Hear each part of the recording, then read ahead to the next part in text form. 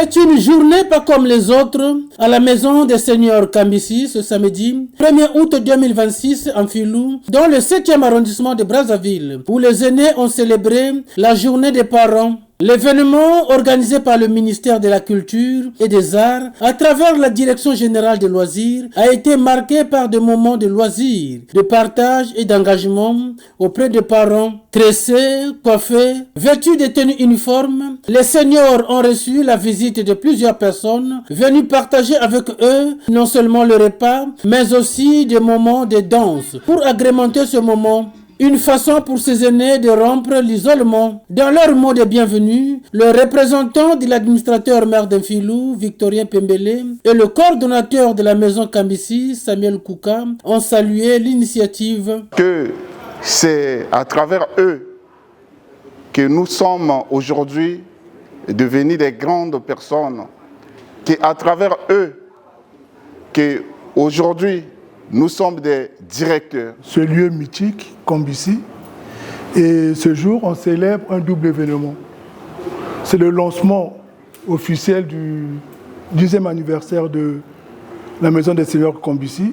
Donc, il y aura toute une série d'activités qui va suivre. Et le second événement, c'est le 60e anniversaire de...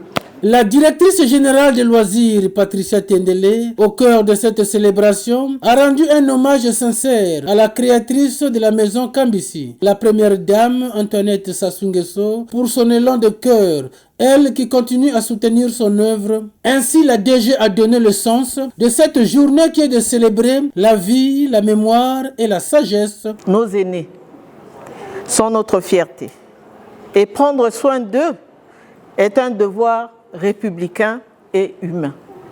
Permettez-moi, avant toute chose, d'adresser un hommage appuyé et empreint de la plus profonde gratitude à une grande dame de notre nation, la première dame, Madame Antoinette Sassou Nguesso, en créant et en soutenant avec un amour maternel inconditionnel cet hospice. Madame la première dame a érigé un véritable sanctuaire d'humanité au cœur de Filou. Par sa vision généreuse, son engagement social constant et son élan de cœur, elle offre à nos parents vulnérables non seulement un toit et un refuge, mais surtout un havre de chaleur, de sécurité et de dignité.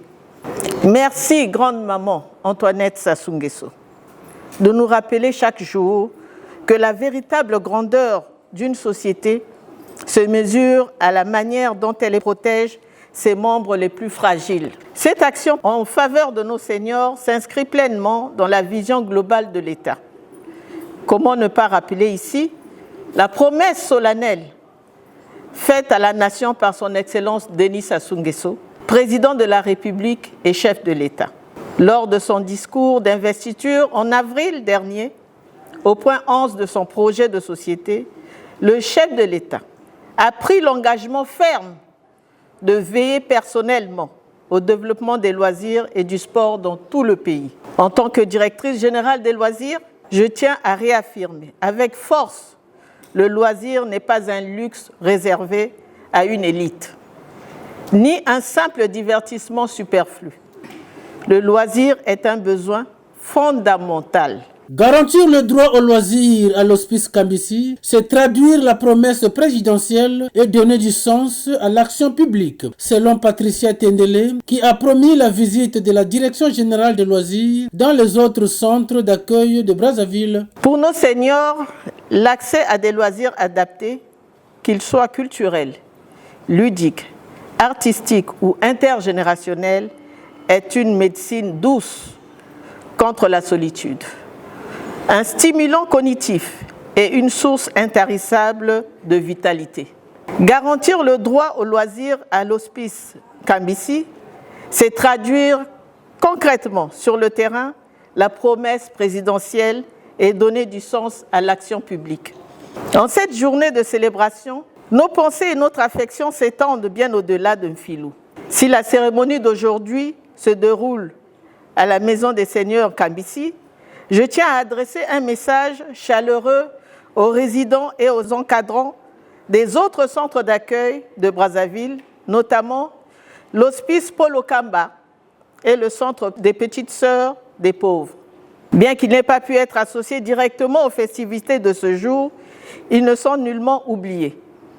Dans les jours qui suivront cette cérémonie, la Direction générale des loisirs se rendra personnellement dans chacun de ces établissements pour leur apporter des dons alimentaires et leur manifester toute la solidarité de la nation. Nous avons mangé et bien dansé. Merci, se sont exprimés les aînés à notre micro. La fête est bien organisée. En tout cas, la fête, pour la fête, il n'y a pas de problème.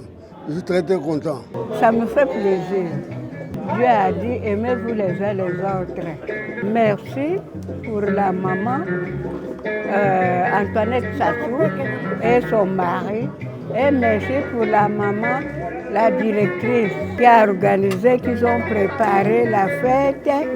On a fêté, on a bu le jus, on a mangé au nom de Jésus-Christ. Ça nous réjouit énormément dans la mesure où nous sommes ici pour des raisons de maladie. Et quand il y a des événements comme ça nous réjouit.